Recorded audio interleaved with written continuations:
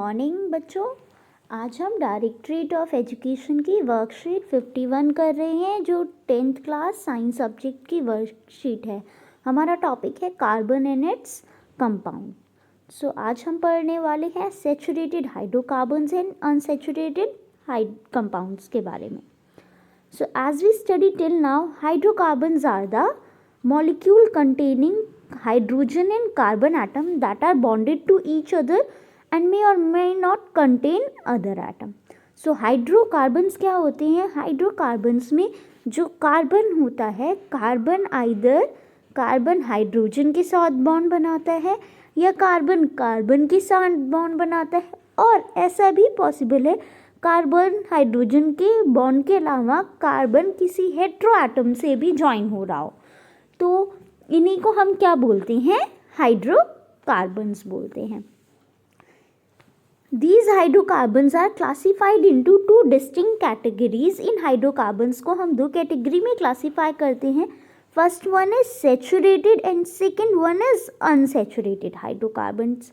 तो पहला हमारा सैचुरेटेड हाइड्रोकार्बन्स है। सैचुरेटेड हाइड्रोकार्बन्स वो हाइड्रोकार्बन्स होती हैं all hydrogen and carbon atom are bonded together with single bond, जिसमें कार्बन कार्बन या कार्बन हाइड्रोजन पूरे कंपाउंड में कौन सा बॉन्ड होगा? कार्बन कार्बन कार्बन हाइड्रोजन के बीच में सिंगल बॉन्ड होगा। अनसैचुरेटेड हाइड्रोकार्बन्स में क्या होता है? अनसैचुरेटेड हाइड्रोकार्बन्स में कार्बन कार्बन के बीच में या तो डबल बॉन्ड होगा या तो फिर ट्रिपल बॉन्ड होगा। So in which all carbon atom are bonded together with double और इवन ट्रिपल बॉन्ड। अब देखो, डबल और triple bonds are weak bond, इसीलिए ये क्या होते हैं? They are more reactive. Unsaturated hydrocarbons are more reactive. Next है name and general formula. Saturated hydrocarbons को हम एल्कीन्स भी बोलते हैं। इनका जर्नल फॉर्मूला होता है CnH2n+2। CnH2n+2। अगर n की वैल्यू 1 हो जाए तो n की जगह 1 पुट करोगे CH4। इसको हम क्या बोलते हैं? CH4 एक कार्बन है तो मिथ वर्ड यूज़ करते हैं, और एल्केन का पीछे से हम यूज़ करते हैं एन, तो इसको हम बोलते हैं मीथेन। सिमिलरली अगर n की वैल्यू 2 पुट करोगे तो C2H, 2 2s are 4, 4 + 2 6, C2H6। इसके लिए हम वर्ड यूज़ करते हैं इथ, और एल्केन की वजह से लगाते हैं इथेन। ऐसे ही हमारी एल्काइंस होती हैं। एल्काइंस का जर्नल फार्मूला होता है CnH2n। n की वैल्यू यहाँ पर लोवेस्ट जो n की वैल्यू पॉसिबल होती है वो 2 होती है, C2H4। इसके लिए 2 कार्बन है तो इथ, और एल्कीन का लेंगे E, तो ये हो जाता है इथेन। N3C3H6 इस वाले फॉर्मूले में पुट करोगे, 3 कार्बन के लिए प्रोप और एल्कीन का ले लेते हैं ईन, तो ये होता है हमारा प्रोपीन। ऐसे ही हमारा क्या होता है? एल्काइन CnH2n-2 होता है। इधर n की वैल्यू हम लेते हैं 2, तो ये आएगा C2H, 2 2s are 4, 4 - 2 2, तो ये होता है हमारा इथाइन। n की वैल्यू अगर 3 लोगे तो C3H, 3 2s are 6 - 2 4, प्रोपाइन।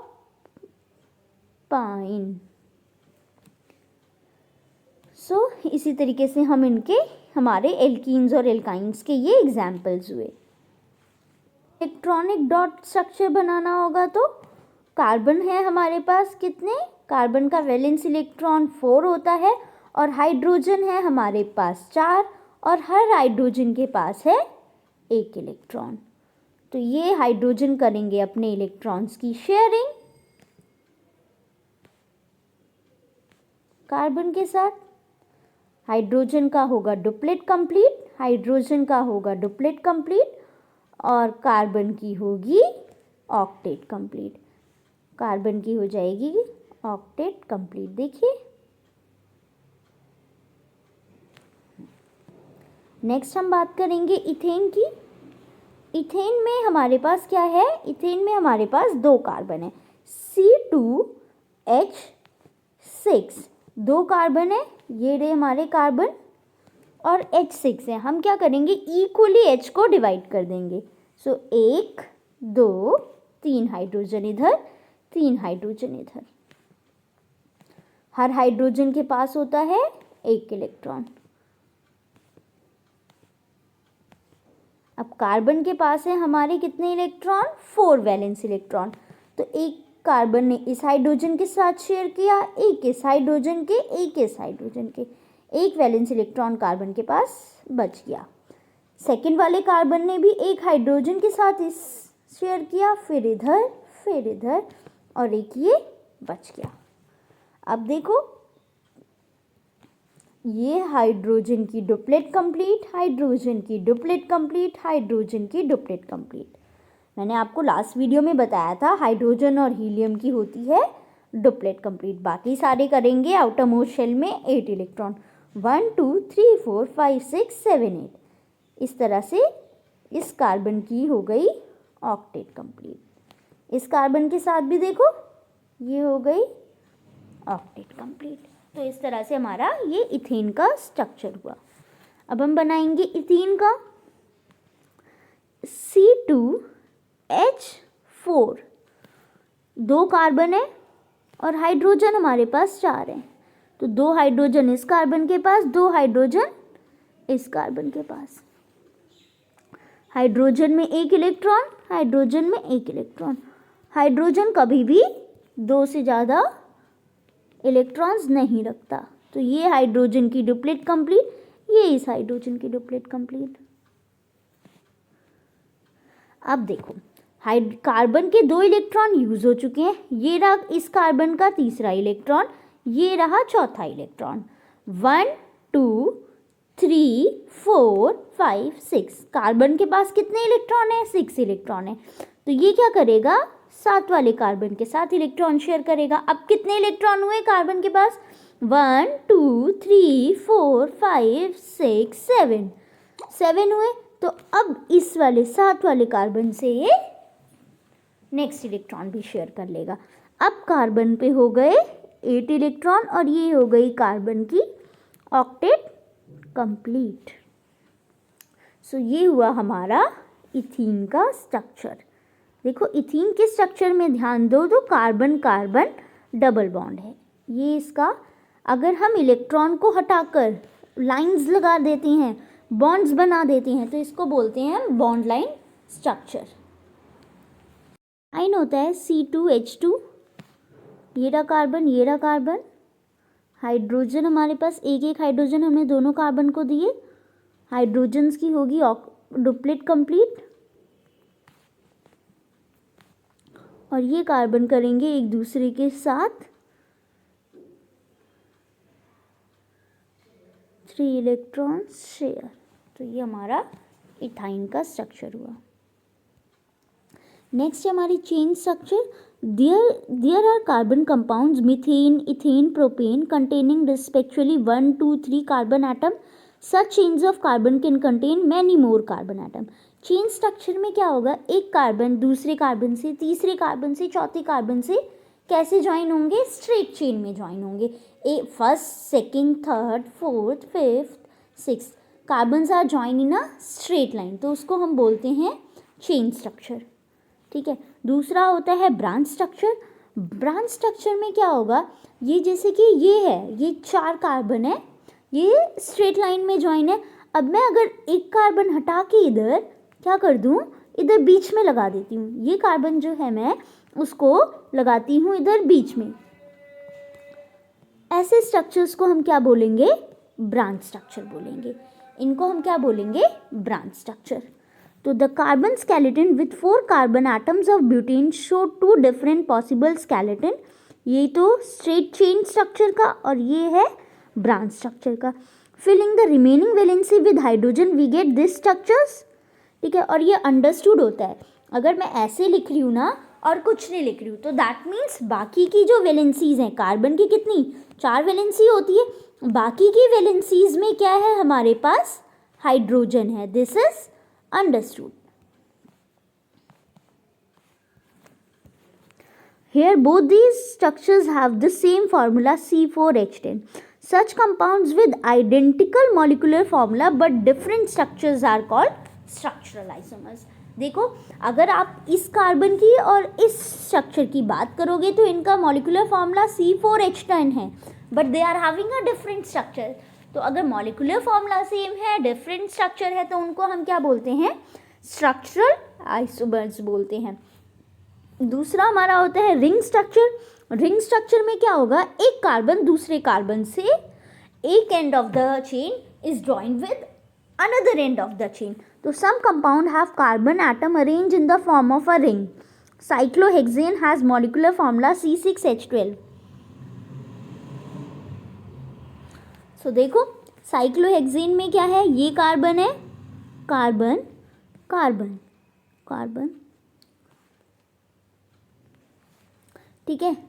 अब इसमें क्या होता है? इसमें कार्बन्स ज्वाइन होते हैं, 1 2 3 4,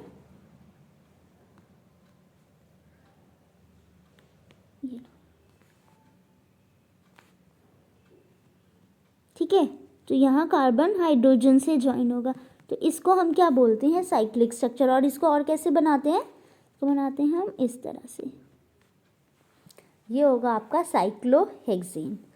अब अगर इसी स्ट्रक्चर में आप इधर डबल बॉन्ड लगा दो, मतलब एक कार्बन छोड़ के दूसरे कार्बन पे डबल बॉन्ड लगा दो, तो इसको हम बोलते हैं अनसैचुरेटेड, और इसका नाम होता है बेंजीन.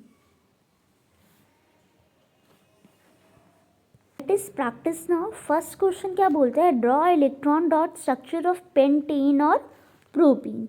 प्रोपीन का स्ट्रक्चर ड्रॉ करना है. पेंटेन मतलब एन है तो C5. पेंट मतलब 5 कार्बन होंगे, एन मतलब एल्केन है, तो C5, 5 2 10 12 हाइड्रोजन है. हम क्या करेंगे? 5 कार्बन्स को लिख देंगे, ठीक है. अब हमारा सबसे पहला काम क्या होगा? हाइड्रोजन डिस्ट्रीब्यूट करना. इस कार्बन को कितने हम ट्राई करेंगे कि इक्वली हाइड्रोजन हम डिस्ट्रीब्यूट करें. तो पहले हम सब कार्बन को 2 हाइड्रोजन देंगे.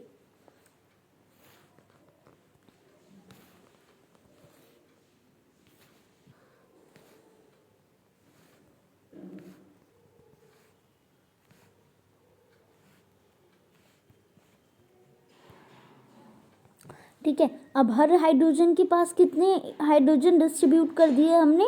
10 हाइड्रोजन, ठीक है. और हर हाइड्रोजन के पास है एक एक इलेक्ट्रॉन. अब मैं क्या करूँगी? लास्ट वालों में एक एक हाइड्रोजन हम और दे देते हैं, ठीक है. अब हम हमारे पास कार्बन बनाएगा. हमें पता है कार्बन कितने बॉन्ड बनाता है? 4. तो 1 2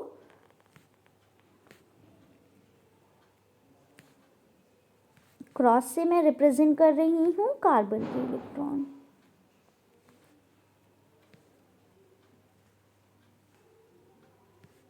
तो ये बन गया हमारा पेंटेन का स्ट्रक्चर,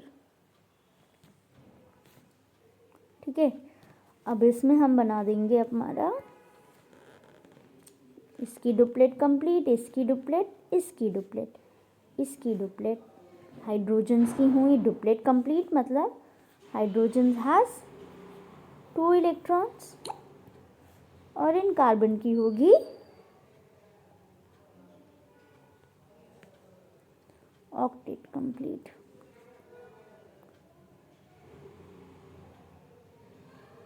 ओके, यहाँ इलेक्ट्रॉन्स लगाना भूल गए हैं.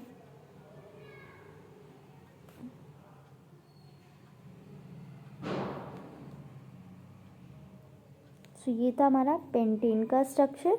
अब हम बनाएंगे प्रोपीन. प्रोपीन होती है हमारी C3H6. 3 कार्बन, और हाइड्रोजन के पास होगा हर कार्बन को मिलेगा 2 हाइड्रोजन.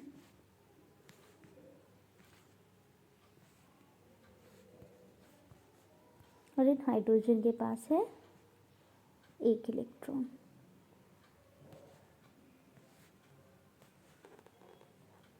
कार्बन करेगा ये एक एक इलेक्ट्रॉन शेयर, हाइड्रोजन की हो गई डुप्लेट कंप्लीट। अब इस कार्बन के पास 2 इलेक्ट्रॉन बचे हैं, वो कर लेता है वो साथ वाले कार्बन के साथ शेयर, और इस कार्बन की हो गई ऑक्टेट कंप्लीट।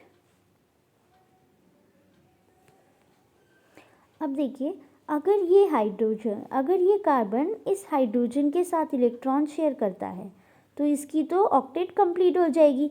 ऐसा तो है नहीं, ऐसा तो होना नहीं चाहिए, है ना, क्योंकि साथ में एक कार्बन बाकी है।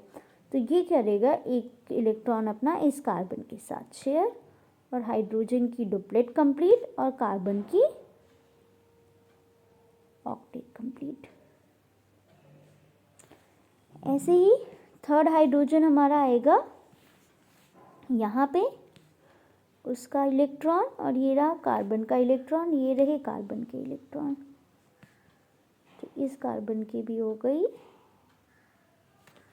Octet complete. सो अल्टीमेटली हमारा बॉन्ड लाइन स्ट्रक्चर कैसे बना, C double bond C CH3। ये है हमारा प्रोपीन का structure. For the electron dot and bond structure of ethane, how many bonds are necessary between 2 carbon atom in order to satisfy their valency? तो चलो ये question देखते हैं। C2H6 का बॉन्ड स्ट्रक्चर ड्रॉ करना है। C2H6 का करोगे तो ये क्या होगा, आपका कार्बन और 3 हाइड्रोजन इक्वली डिस्ट्रीब्यूट कर देंगे, पहले भी हमने बनाया था। ये रहे हाइड्रोजन के इलेक्ट्रॉन्स, हम कार्बन के इलेक्ट्रॉन्स बनाते हैं। अब ये रहा कार्बन का इलेक्ट्रॉन, 3 इन्होंने ऐसे शेयर करा, और एक ये साथ वाले कार्बन के साथ शेयर करेगा, और कार्बन की ऑक्टेट कंप्लीट। सिमिलरली एक एक इलेक्ट्रॉन्स यहाँ कार्बन हाइड्रोजन के साथ शेयर करेगा, और ये कार्बन की octet complete. Bond line structure कैसे बनाते हैं, जहाँ पर भी आपको 2 इलेक्ट्रॉन्स दिख रहे हैं उनका एक बॉन्ड बनाओ। तो ये हाइड्रोजन और कार्बन के बीच में 2 इलेक्ट्रॉन है, तो एक बॉन्ड, 2 इलेक्ट्रॉन एक बॉन्ड, 2 इलेक्ट्रॉन एक बॉन्ड। सिमिलरली यहाँ पर भी हमारे 2 इलेक्ट्रॉन्स हैं, एक बॉन्ड बनेगा। अब देखो यहाँ पर 2 इलेक्ट्रॉन्स एक बॉन्ड, तो ये बॉन्ड लाइन स्ट्रक्चर हुआ। अब वो हमसे पूछता है कि कितने बॉन्ड्स बनाने हैं। कार्बन हमेशा ऑक्टेट कंप्लीट करेगा और ऑक्टेट रूल फॉलो करेगा, इसलिए बनाएगा minimally 4 bonds.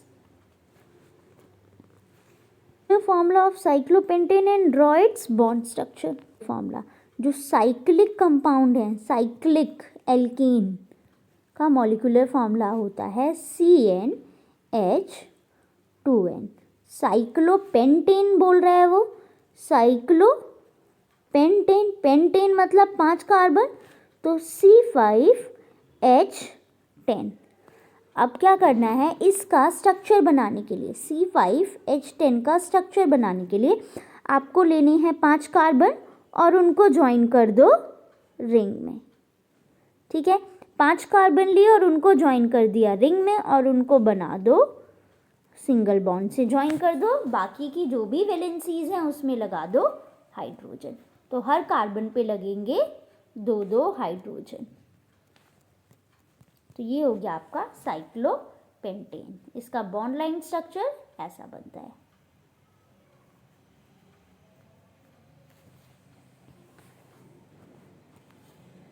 Between saturated and unsaturated hydrocarbon.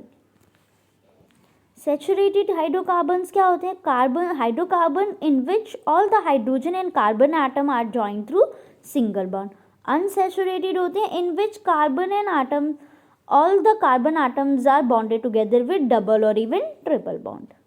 ठीक है, अब ये रिएक्टिव होते हैं, और सेकेंड पॉइंट ऑफ डिफरेंस होगा saturated hydrocarbons are less reactive.